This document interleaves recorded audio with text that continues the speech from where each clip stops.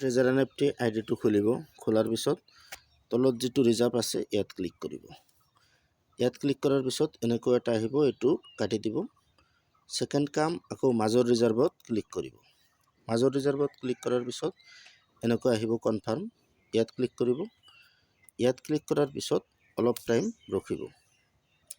বহুত টাইম ঘূৰি থাকিলে আমি বেক কৰি দিম। এইটো মোবাইলৰ তলত যে বেক আছে বেক মাৰি দিম।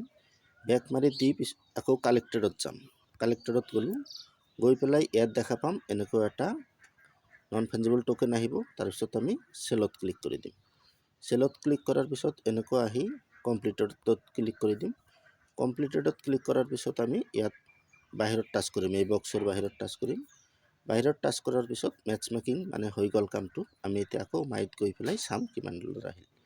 মাইত ক্লিক কৰিলোঁ।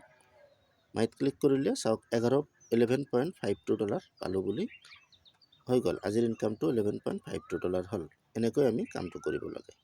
গতিকে এই চিষ্টেমতে ডেইলি কৰিব লাগে। বেছি টাইমৰ নহয়, অলপহে টাইম লাগে। 1 মিনিটৰ কাম চাওক, 1 মিনিট 11 ছেকেণ্ড। 1 মিনিটৰ কামটো কৰিলে আমাৰ আৰ্নিংটো হৈ যায়। বাকী আৰু কিছু কথা আছে যিবিলাক আমি গম পাম ইয়াৰ পৰা চিষ্টেমত কেনেকুৱা আৰ্নিং আহে। এয়াৰড্ৰপত গ'লে ইয়াতে চিষ্টেমবিলাক মানে বোনাছ পুলত গোটেইটো কিমান কি ইনকাম আছে এইটো বস্তুটো ইয়াত গম পোৱা যায়।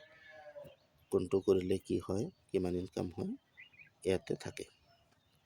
বাকী চিষ্টেমটো যদি আমি ভালকৈ কৰোঁ, মান্থলি 30-40,000 ইনকাম কৰাটো বহুত ইজি হয়। গতিকে আপোনালোকে এইটোত জইন কৰিব আৰু ভালকৈ কাম কৰিব।